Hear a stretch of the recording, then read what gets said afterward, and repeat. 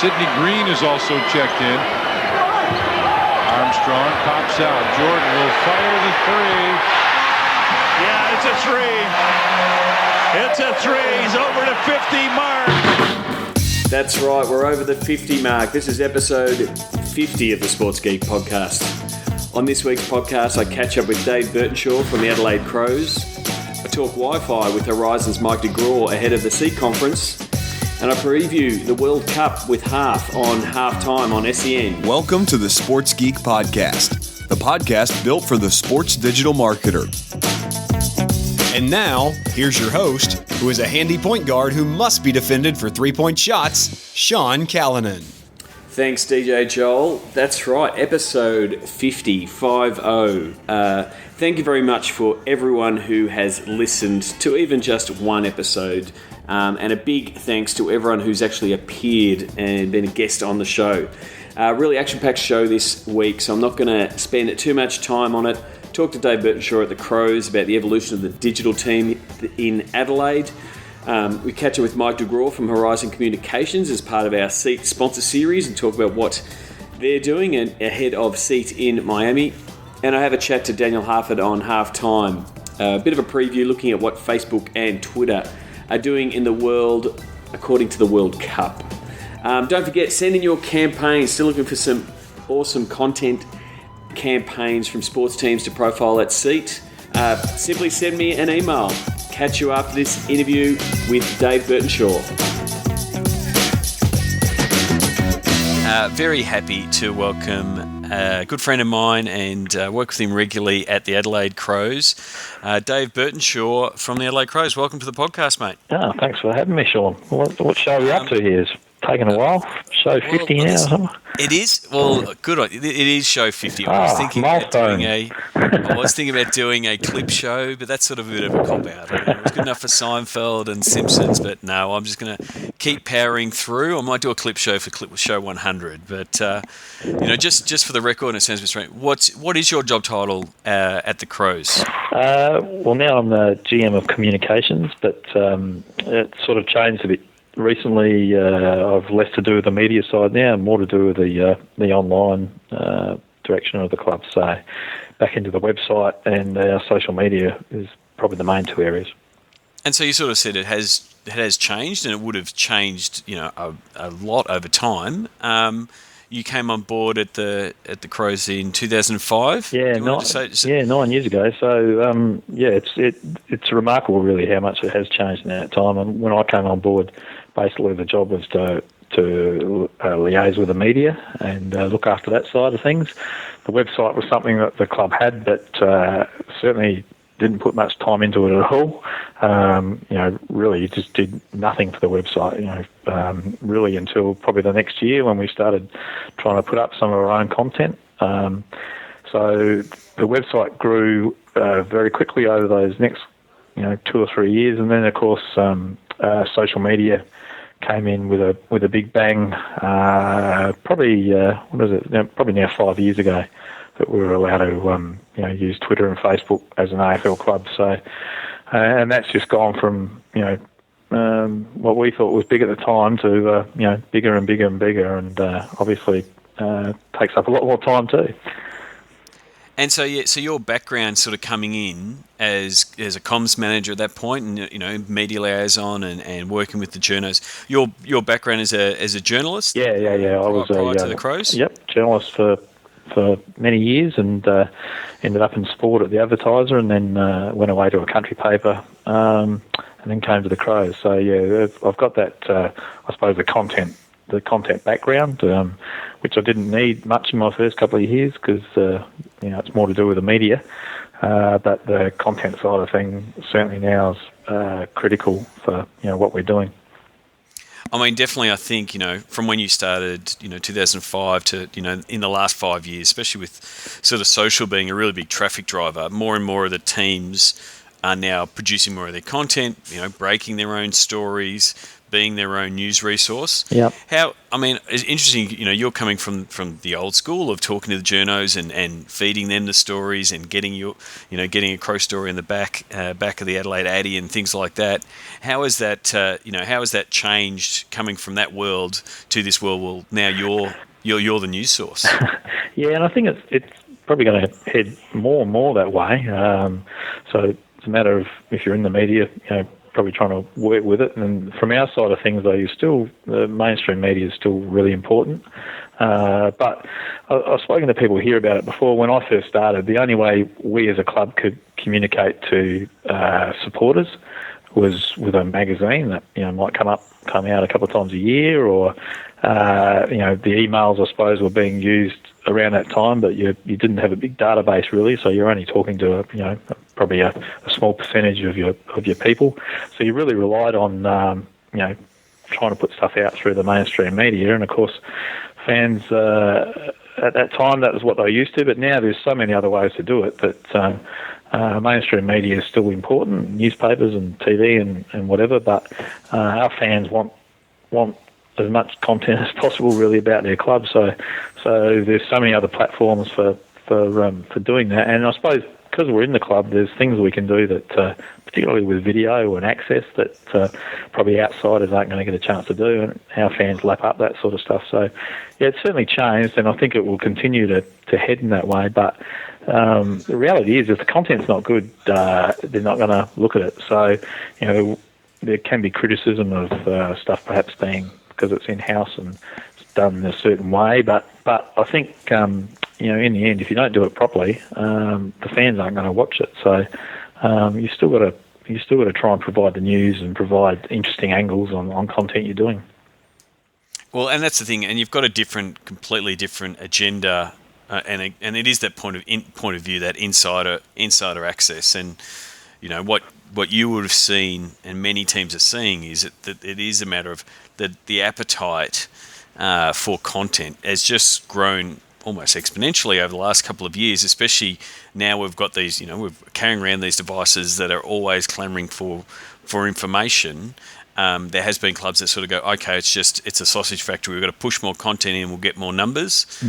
But if you're just doing that and not making sure you've got that high quality of content, you're not going to get the results, because people will eventually tune that out and they'll go, I'm going to get my fix or get my content from here. So that's the balance of content versus quality. You've got to keep the quality of the content up, otherwise the fans will just tune out. Yep. Especially in our market here in South Australia, Adelaide and Port are in the paper and on TV and on radio, every day. So you just got to be aware that if people are going to go to your website or click on your links on social media or talk to you, they've got to have a reason to do it. And a lot of the coverage here is pretty deep and lots of it. So you got to try and do other things, and it makes it harder sometimes, because a lot of the stuff we put out there is probably available elsewhere. So you got to try and find those things that people can't see or read or maybe a different insight sometimes. And the reality is the players are often a bit more relaxed with people they know or staff they know. And sometimes we can get them to do things that they wouldn't do elsewhere. And I guess one example of that is sort of giving that point of differentiation is this year the Crows have got their own team in the SANFL, so effectively the feeder league into the AFL and into your club. And you've been talking to you, and you've been saying that the fans have really lapped up, understanding how the younger guys are going, how guys are coming back, then comeback trail, because that content's not really hitting mainstream Adelaide media. Yeah, it's been the case even when our players were spread through the SANFL. There was always a lot of interest in what they were doing, and this year that's certainly we see that on the website at the moment, that anything to do with the SANFL gets a fair bit of traffic, and the reason is that you probably can't read it or find it easily somewhere else. So that's good for us. It's another team to cover and provides a bit more work on the weekends and things like that. But people want to know stuff and want to see stuff and hear a bit more about these players. So which is good for us. I mean, just a couple of weeks ago, we had a game that was for Foxtel for their reality, the show they're doing where they're trying to find the recruit. Yep. And it was just a scratch match between us and Port, mainly full of development players, and a couple of these recruits were in there, and it was amazing because it hardly got any coverage anywhere, and we were trying to downplay it in many ways. The traffic it got that week was amazing. So that's the sort of stuff we've got to try and find, the content that perhaps we don't need to be repeating content that others have, but we've got to try and find pieces that our fans are interested in and will come and look at. So over your time at the Crows, you would have had a few coaches at the helm at the Crows. How has it been with your current coach, Brenton Sanderson, having a bit of social media savviness to him and sort of understanding sort of how his players are using that as well? How has that sort of helped you in your role? Well, it's always good when the coach, I mean, I've had to say that Neil Craig beforehand was also really open to the social side of things and understood that, that young players were coming into the club and that's how they, had been using it for a couple of years, and especially now when you get kids come in that are 17, 18, and they've been around Facebook and Twitter their whole teenage lives, so they're used to it. Doesn't mean they necessarily know how to use it as a player, as a footballer, but it's part of their life. So Sando's aware of that as well. We have, I think now, nearly 40 of our 45 players would be on Twitter to some level. Probably only a dozen to maybe 20 use it regularly. But I think Sandoz understands the reach, and he probably understands himself because he probably sees a lot of reaction to our wins and losses through his own feed. But and he's on there, and when he's used it, he's not. It's hard sometimes when you have a lot of people talking to you, but he'll engage the odd person in conversation or explain something, and that's what the players can do. And as a club, I suppose we're in a position where I think the numbers we have compared to the bigger clubs around the world, the Arsenals and people like that, I think the AFL clubs have an advantage in that their numbers are good, but it's still not past that point where you can't talk to people. Our feed's still very busy, but you can still see who's talking to you and mentioning you and asking you questions and things like that. So it's a good number to be at, and Sando certainly understands what we do club wise as well in that space. I mean, and it fits for the personality that he is. I remember. When he started out, and we were discussing that there was a fake account out there, and this was before verification, and we pretty much said, if he, Sando, if you're on and you're you, and you're engaging, that fake will just go away. And I think there's do you want to go through the story where he's picked up a club supporter and given him a lift to the ground? Yeah. And he tweeted about it, do you want to take us through that story? Yeah, I'm just trying to work out how far back that was now. I think it was only last year. Yep. We had a supporter, a 100-year-old fan who, came down to the club and visited the players, and she was fantastic. For 100-year-old was still going to the football, and it was only a week or two later after she'd been down the club that Sando was driving to the game, and she used to catch the bus with a friend, and Sando drove past, and I think it might have been raining, and he thought it was her, and he did a bit of a U-ey and turned around and drove back past, and it was, and he picked her up and took her to the game, and she actually complained because she got there a bit early than normal. The bus, would have got her there at the right time, and she wasn't sure what she was going to do for the rest of the time, but and she gave Sando a bit of a spiel on what he should be doing as a coach on the way there as well. But yeah, I mean they're the sort of stories. I mean they're obviously for a coach, if you're on there and when a club's struggling or going through some tougher times, it can get hard because people will it actually does amaze me what some people will actually write to a person like a coach, and you got to deal with that. And like I said, it's at the numbers where Sando would still see a lot of that stuff, and you've got to try and push through that, and understand that there's a lot more people out there who really do have an interest in what you say. So I think it's important at times like that you just don't shut down completely and stop doing it because a few people are critical. I think a lot more people would still like to keep hearing from you, and that's probably the club's attitude as well. Obviously we cop it. All clubs cop it when they have a bit of a loss, and there's a lot of people on there. But in the end, a lot of people like hearing from you still. So, and we just try and maintain the content and the chat levels. Win or lose, I suppose. And I guess one way that you've sort of kept, I guess, that positive energy and positive action around the club is one of the ways is you do a regular Crows chat with the fans just to have a little bit of fun on Twitter. Do you want to sort of take listeners through sort of how you go about doing it, what kind of structure do you have, and sort of how the fans sort of react to it? Yeah, Crows chat we set up at the start of last year.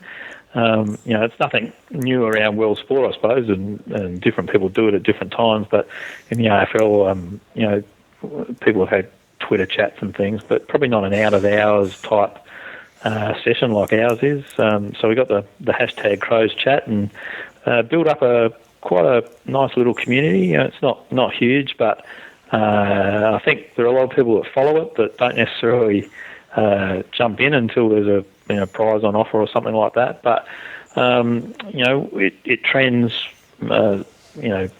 just about every week Australia wide on a Wednesday night. Now we are Wednesday night at 7:30. It's only half an hour. Sometimes it can drag on a bit longer than that. But basically it's just our Twitter account. We try to be the way we do it. We're not too formal, I suppose.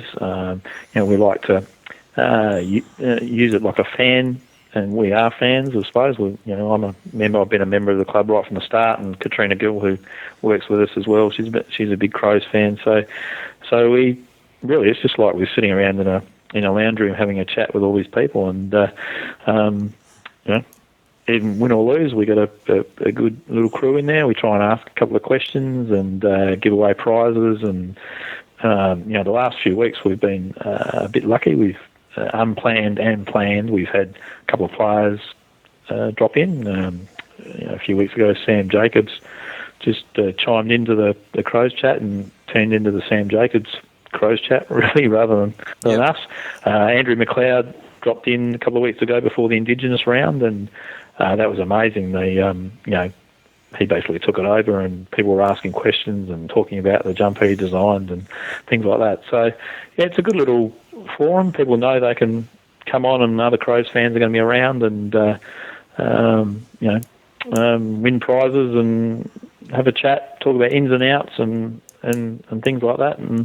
I think it's sort of helped humanise the account a little bit. Sometimes if you're just tweeting and you're sending out links and you're talking about game results and things like that, it can be a bit bit broadcasty. Yeah, it can be, but I think this is one way. A lot of our supporters sort of get to know us through the Crows chat a little bit. Not individually so much, but they, they just get to know the style we have with our Twitter account. We like to have a bit of fun with it. You can't always do that, obviously, but we try and treat it like we're fans, and we get upset and when we lose, and we enjoy winning and have favourite players and all that sort of stuff. So we try and share those sort of things. And it works pretty well, and it takes up a bit of time on a night time, but we found it. It's just a good way of getting a community together, and that group, I think, understand us a bit and understand the club and what's going on, and respect it. We get the odd port person jump in for a bit of trolling and whatever, but in general, people are pretty good, and it's a good chance to talk to people and answer questions if we can. And it is good having that sort of set time, that it's sort of that tune-in time that the fans know, oh, I'm going to turn off the telly or I'm going to be pick up my phone and listen in, because they sort of know it's been listening to. But it's also good from your players' point of view if they know, oh, Crows Chat, oh, my feed's going to go off, but that's also when that, if it's Sam Jacobs or Andrew McLeod, it's a really safe environment for a player, and I think this is where it's a really big win for the player. You just say, look, we're going to be having Crows Chat. This is what we're going to be talking about.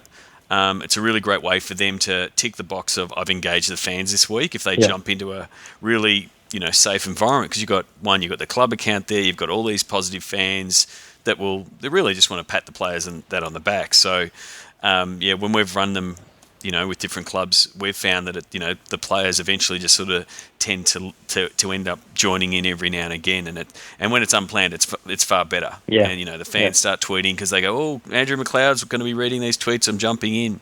So it's really good. Yeah, well, the McLeod one just about turned into a 2-hour session, because he just stayed on there and he was favouriting tweets and replying to different things. So I mean that was fantastic, and that's the sort of thing that I think people appreciate when they're on Twitter. Reality is probably our greatest player, and he's on there for a couple of hours talking to people and thanking them and talking about the jumper and talking about his career or whatever. It's not very often you get those opportunities. I mean, that's sort of thing just didn't happen years ago. You might meet a player somewhere or talk briefly to them, but the chance for that sort of connection, it's pretty rare, and I think your fans enjoy it. I guess another thing, aspect I wanted to talk about, and really from the positive side of social media, but from a really tragic story. There was the passing of assistant coach Dean Bailey earlier this year from cancer. Do you want to sort of take how the club sort of dealt with that internally, but also how social and all the support that came from the fans and the football community overall from Facebook posts and Twitter, and how that has sort of helped the club? Yeah. Look, internally, we all knew Dean was very sick, but the end actually came quite quickly, and you can never really prepare for that sort of thing. And I think the social side of things, years ago, the club would have put out probably a release at some stage, and obviously the news spreads pretty quickly these days. But it was amazing how quickly through Twitter and Facebook, people were able to talk about a person like Dean and what he meant to them, or what they thought of him, or just pay their respects. And within minutes of us putting up any content or information about Dean, and the reaction was incredible. And it's just the circumstances are terrible, obviously, but it does. Social does provide another means for people to show how they feel about someone, or show how they feel about the club, and for us as well. Just to see that. The level. I mean, I think the family in particular were amazed at the support they got from the fans.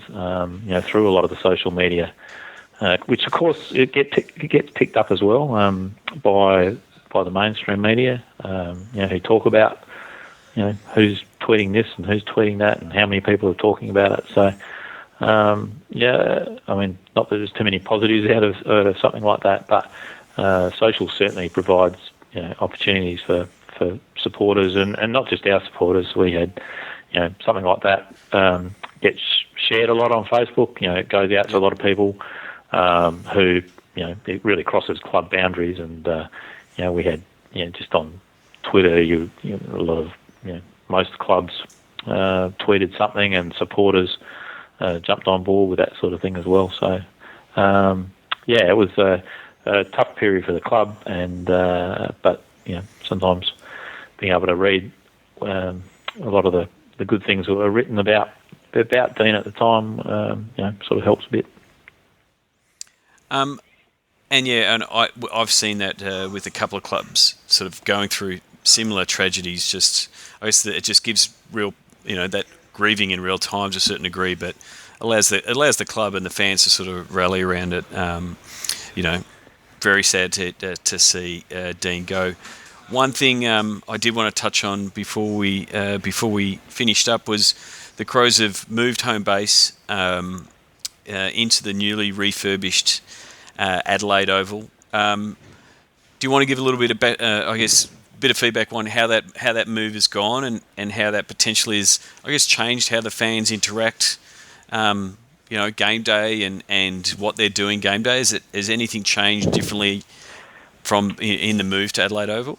On game day, I suppose we've always had issues with connection and no Wi-Fi or lack of Wi-Fi at Amy Stadium as well. So during a game, it can be it's still at Adelaide Oval. It's very inconsistent whether people can have access. But I suppose the difference with Adelaide Oval is we're just getting so many more photos. You see so much more photos through Instagram in particular or Twitter.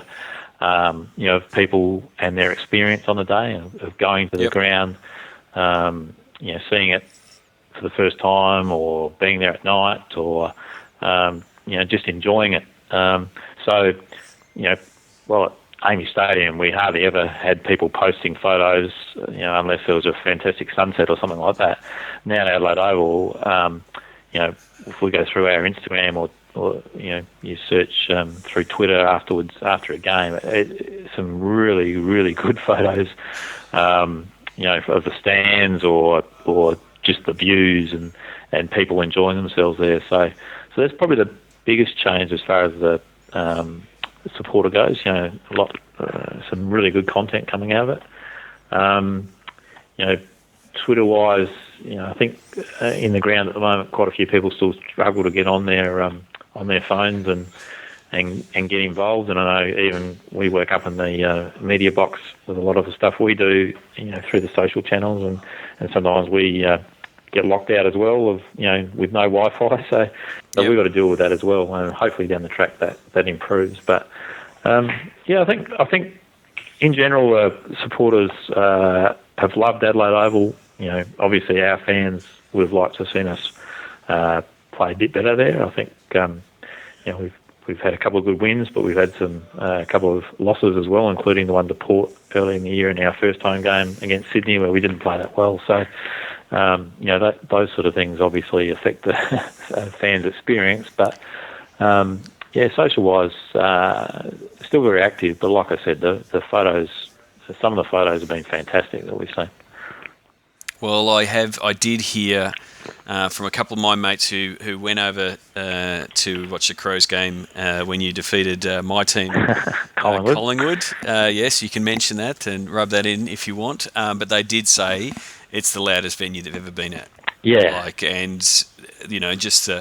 is just a matter of time where that will be very much a fortress for both the Adelaide teams if you get that just ferocity of fans and that noise. For the people listening, and I don't know if you've got any sounds of the game, I'll include it for the sounds of the game. But at the end of the third quarter? Yeah, Josh Jenkins kicked a goal because the umpires did not hear the siren. Yep. It was that loud. So they've had to effectively. Have they boosted the sirens? Yeah, apparently they pumped it up. But Yep. No, so that's always good, and I think we did both sort of forecast a lot more photos coming through because the stadium looks terrific, and it's being closer to the city, and everyone wants to brag where they are. They're at what the ground looks like, that kind of thing. I think that's only going to keep continuing, and then hopefully. Some people at the C conference can come up with a solution that they can pitch back to the Adelaide Oval, and we can fix that Wi-Fi problem. Hopefully, yeah, it'd be good. We'd like to do a lot more at the venue, but that does restrict it in some ways. But like I said, there's still plenty going on game day. People still want to take photos of themselves and take photos of the players and all of that. And like we've spoken about sometimes, when you work at a club, you can take some of that stuff for granted because you're in the building and you see the players regularly, and sometimes you just got to remember that for many of the fans, they don't get to see these players up close very often, and they want to talk about it and share it, and hopefully we can sort of continue to try and amplify some of that, and we try and do storify wraps and things like that where we pull together some of that content. But I'm sure there's lots more we could do to show off what the fans are doing. One last question, because a lot of us who do work in sport are sports fans and sports fans at heart ourselves. Can you tell us a little bit about your recent sojourn to the FA Cup? Yes, a great birthday trip. It nearly turned into a disaster because I had a bit of plane trouble on the way over and missed a connection and got to Heathrow and the game was just about to start. But so we're going to put it up front. You're an Arsenal fan and have been a lifelong. Sort of, yeah, maybe. I played cricket in England in my early 20s, and I lived in North London, and basically the choice was Arsenal or Tottenham, and I took the Arsenal side then, and it's probably grown over the years. My younger son got into Arsenal as well, and so it's definitely not lifelong. I used to watch English soccer, but when I was a kid, but I never really had a firm team at that stage. But yeah, so from my early 20s, Arsenal. But so you've had a delay. You're flying in for the FA Cup final. Yeah. You've arrived at the airport after the delay. When did you get to the game? Probably took my seat about 30 minutes in the first half. So unknown to me, as I was walking towards Wembley, the Hull was 2-0 up. And if I'd known that, I might have turned around, I think, or after a 35-hour trip or whatever it was. But then just before I got into the stadium, someone obviously scored, and from what I could hear, it sounded more like the Arsenal, chanting. Then I finally got into the media area where I was lucky enough to have a seat, and it was 2-1, and not looking good at that stage. But fortunately, Arsenal started to get on top, and it always looked like they were going to score, and they pushed it into extra time, and I got to see a win. So in the end, I was a bit happier at that stage than I was, 45 minutes earlier, yeah. Well, thank you very much for coming on the podcast. You can follow Dave on Twitter. DB Crows is your Twitter handle, and I'll put a few links to everything that the Crows do in the show notes. Thanks for coming on the podcast, and I'll see you next time I'm in Adelaide. All right. Cheers, Sean. Thanks for that. Sign up for Sports Geek News at sportsgeekhq.com/sign up now.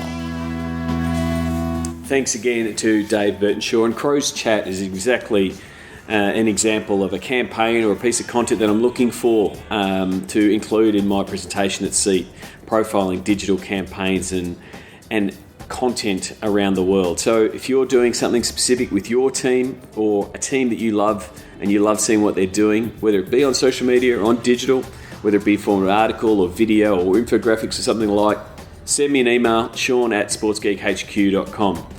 Now it's time to profile Horizon Communications. See them at SEAT. SEAT 2014 Sponsor Series. See you in Miami in July.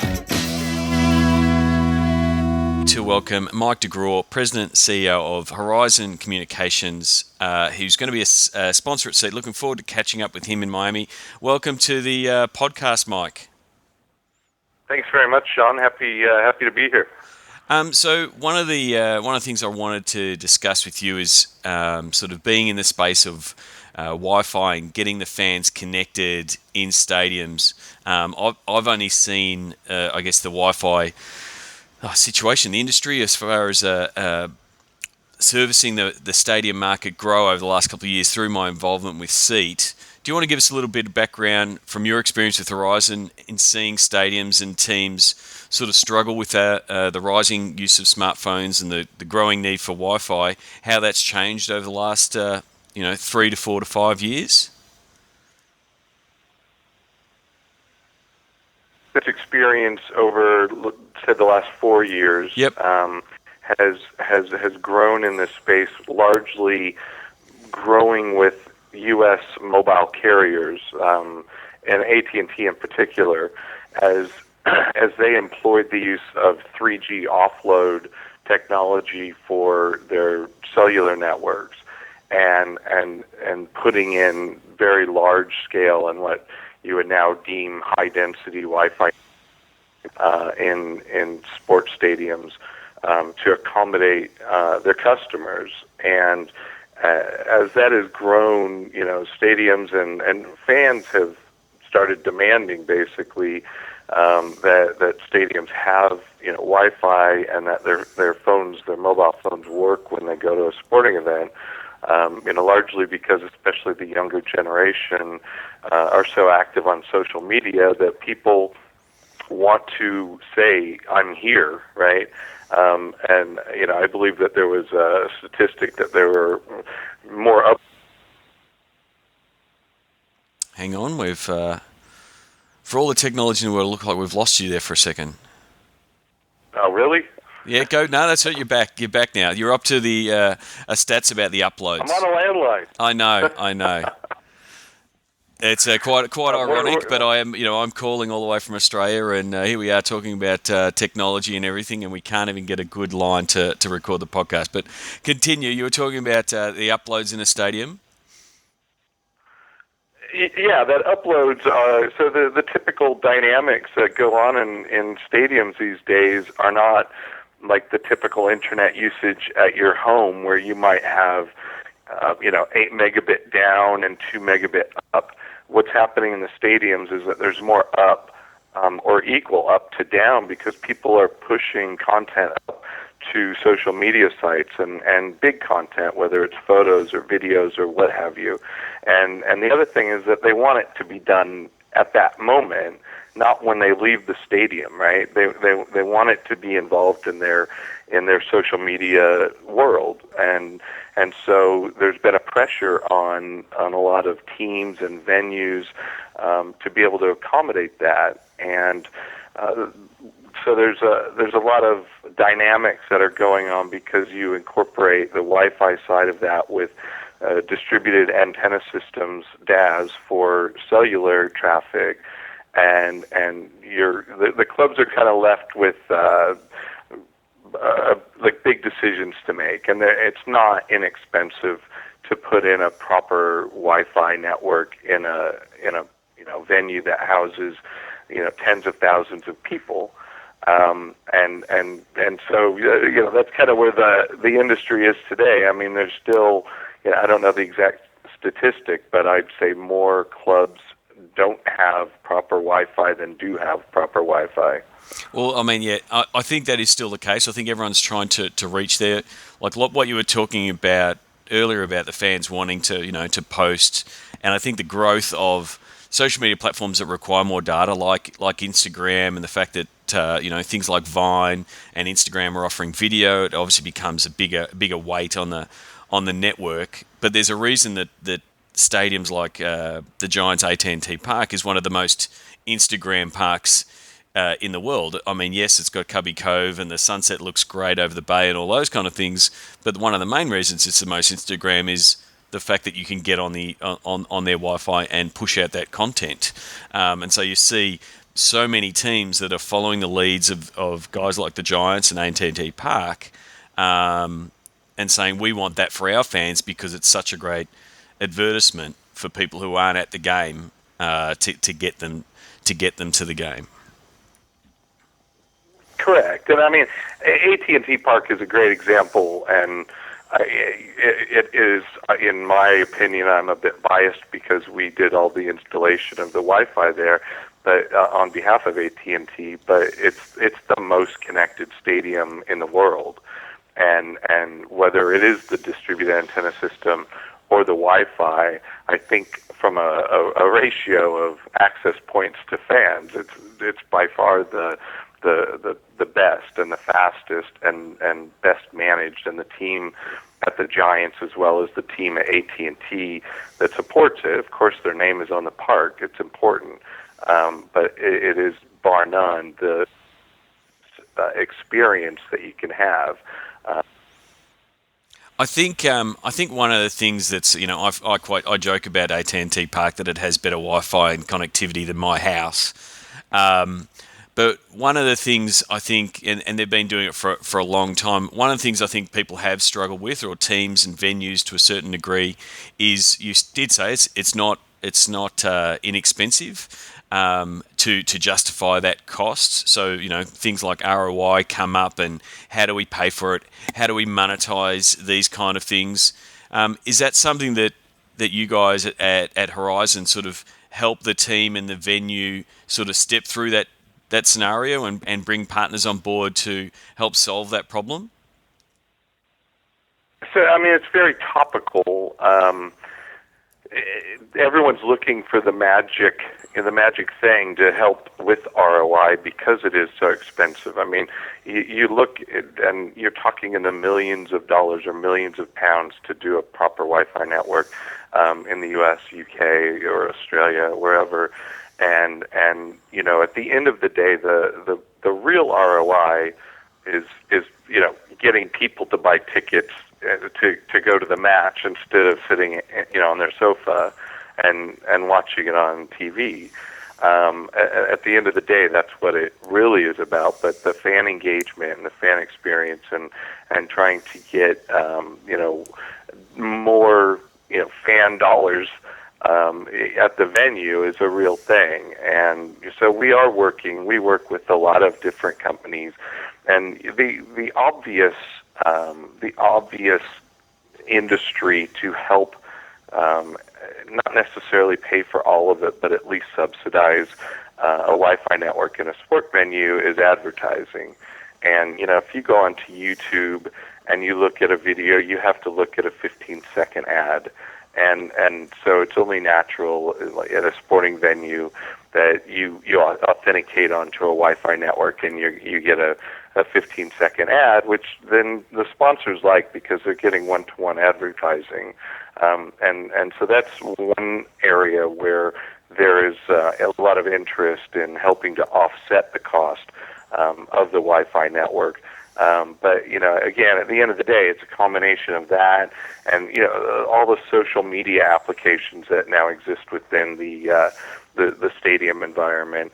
But then at the end of the day, it's really the stadium being able to sell out and getting the tickets for the seats, but also the concession money, the merchandise money, and so forth.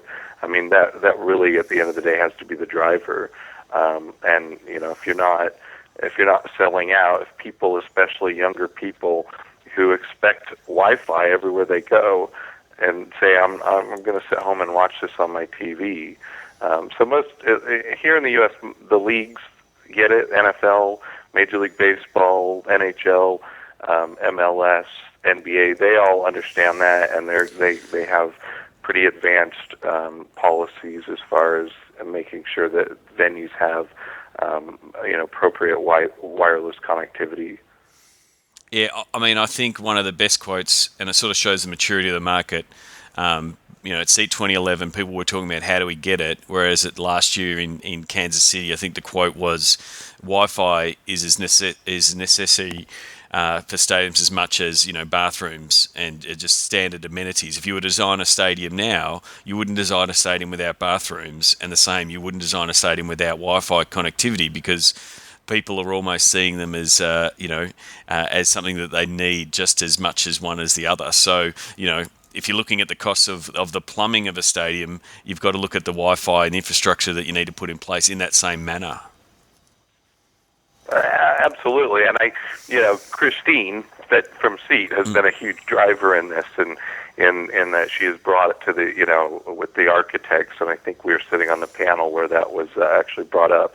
But that at what stage does the architect engage with the IT department of the venue, and it's not as early as it should be. And if you look, there's some great examples of recent builds, including Barclays and Sporting KC, other brand new venues in the U.S. that did, take into account technology. But this has been such a recent surge that even if you go back 5 years, there's a lot of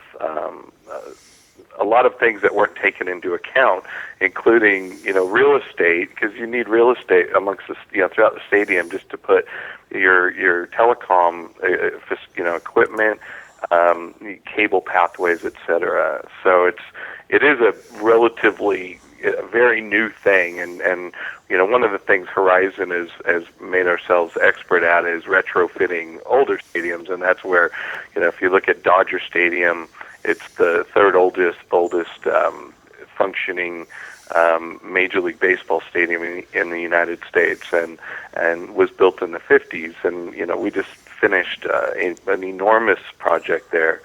And so retrofitting is definitely possible, but if the architects can take into account the technology aspect of designing new venues, it certainly reduces the costs significantly, and just makes it much more easy to get that done. I think they've done that up at Levi Stadium in Santa Clara.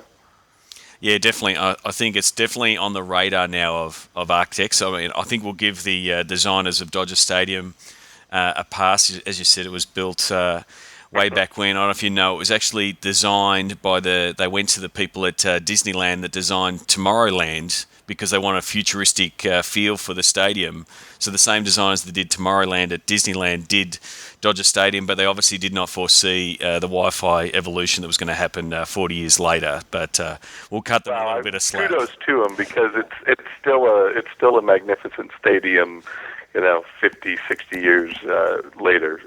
So they did a good job on the longevity of it. But yeah, like you said, they didn't foresee needing to pull 24-strand single-mode fiber optic cables through it. Yeah, exactly. One other thing, we've been sort of focused on, I guess, the stadium side of things and providing for those fans, but another big issue around big events, especially sort of pop-up events and one-off events, is this need for a temporary solution. So whether it be at at golf courses or big major events that sort of just pop up, they don't have an ongoing 82 game season or those kind of things like in baseball or basketball. Do you want to talk about some of the temporary stuff that you guys have been doing, and what you're planning to do with a couple of clients coming up? Yeah, absolutely. So Horizon has done many temporary events, in particular in the Western United States over the last several years. We generally do the AT&T Pebble Beach Pro-Am at Pebble Beach Golf Course, where we have Wi-Fi throughout the golf course that is not to be seen because it's such a pristine viewing experience. So we're very good at the aesthetics as well, but putting in a very large-scale Wi-Fi network over 18 holes for a period of a week, and then taking it down. We've done the Coachella Music Festival, which in Southern California is a very, very big music festival, and which has zero wireless connectivity. 360 days of the year, or approximately that, and then they host the music festival, and it gets all wired up. And then we're certainly haven't signed anything, but we're in discussions with Rugby World Cup England, with Cricket World Cup that's going to be in Australia, New Zealand. We actually are part of San Diego's bid package for the America's Cup 2017, to put Wi-Fi in throughout those, the various venues. And if you look at both Cricket World Cup, Rugby World Cup, they're having, it's not actually the venues that we're looking at, it's the fan zones. Yep. And the fan zones have become a really popular thing to really bring in people. And a good example of this is in the UK at Gloucester. So King's Home Stadium has, I think, they're hosting 4 World Cup matches, but they're putting in 2 very large fan zones, and they're going to be with screens, and they're going to keep them open for the duration of Rugby World Cup, because it's such a wonderful rugby city. and they want Wi-Fi coverage for all the fans, during any time that they come for the 7-week duration. So I think we're Formula One in Europe and in other events like this. People want Wi-Fi, and whether it's permanently installed or temporarily installed, I mean that's what Horizon does. Well, thank you very much, Mike, for coming on the podcast. I'm looking forward to catching up down in Miami. Don't forget, if you are coming along, don't forget to stop by the booth, say hello to BJ, and get the golf shirt that you guys will be handing out at the Horizon booth. Look forward to catching up in Miami. Absolutely. I appreciate it, Sean, and we'll definitely catch up in Miami. And as you just alluded to, Horizon is the jersey sponsor this year, and so Christine has been kind enough to produce a very nice Nike Dry Fit golf shirt for all the delegates attending, and that we will be having those at our booth at SEAT, and people can come by, and whether it's BJ or one of the other members of the Horizon team that is going to be handing them out, we look forward to seeing everyone there. Not a problem. We'll see you in Miami. Find all Sports Geek podcasts at sportsgeekhq.com/SGP. 50 episodes, all available at the Sports Geek Podcast Archive. With a new podcast player, you can play every single episode directly from the page. World Cup is upon us, and I had a chat with Half on halftime on my regular spot on SEN. Sean Carolan, our sports digital media guru for SportsGeekHQ.com. Oh, he'd be licking his lips this time of the year, sporting year, because the World Cup's around the corner. Sean, g'day.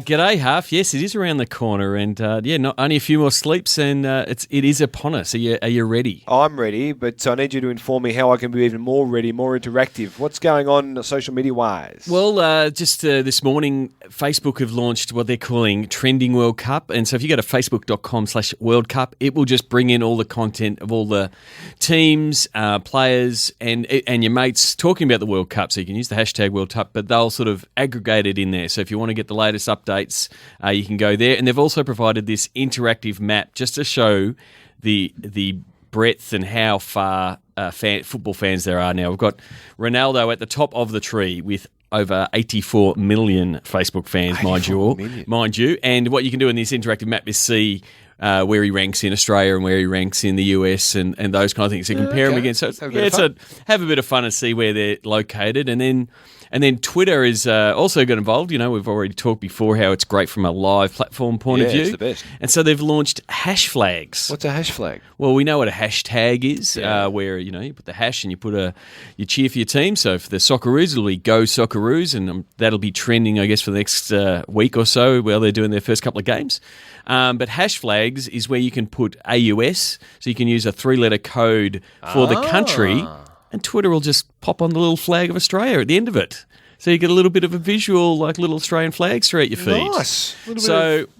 Value add. A little bit of value add, and so if it's Chile or Chile as it's meant to be pronounced, I think is I heard KB saying Chile and Australia, you can use CHI. I think it'll be Chile and AUS, and you get the little flags in your feed. So a little minor thing, but they're also going to have in the app itself, the Twitter app.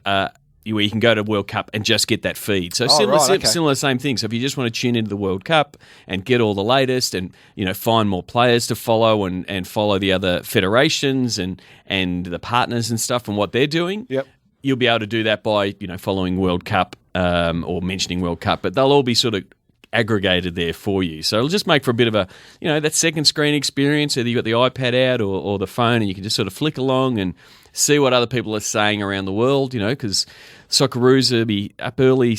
Everyone will be up early Saturday morning to watch them. So while you've got your cornflakes and your beer and your phone cheering the Socceroos on, you'll be able to do that. I'd like to see Twitter extend that to let's put the little Australian flag on Go Socceroos.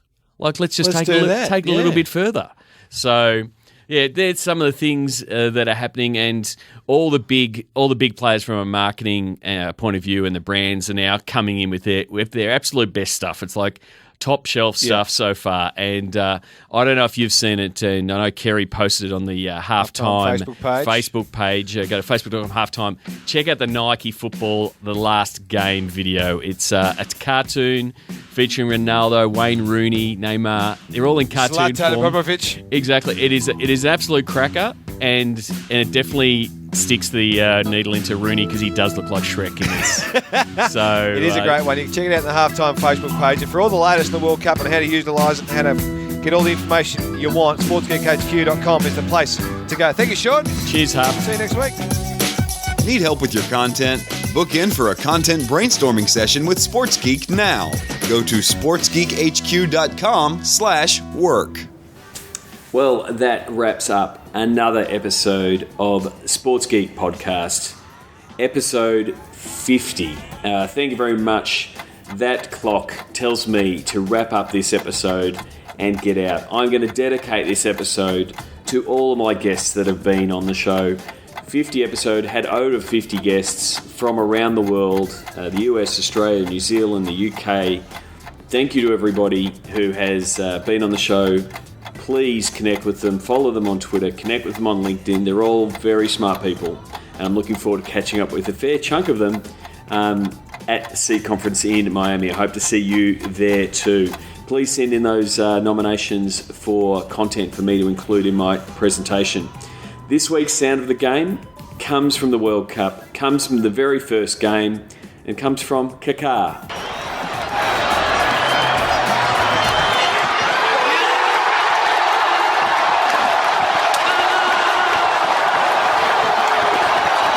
That was some video from Kaká, famous Brazilian footballer. He took that and put it up on his Facebook page when Neymar kicked the second goal from a penalty to give them a win in the opening match of the World Cup. I'm going to have plenty of coverage for the World Cup over the coming weeks. Obviously working with the Socceroos.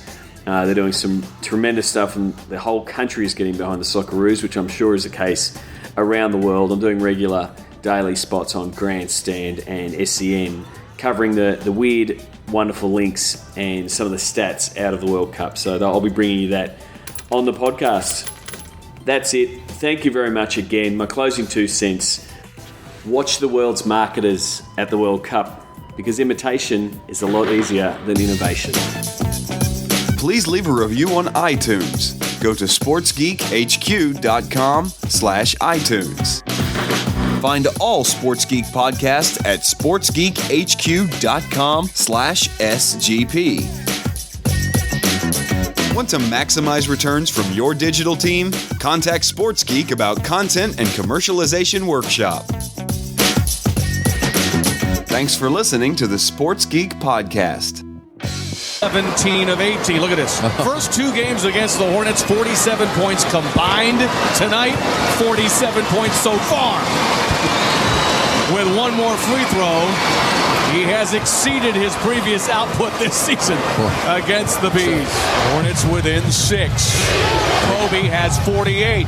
Kobe has 50. He's done it. 4 straight games, 50 or more points. Only the second player in NBA history to ever accomplish that.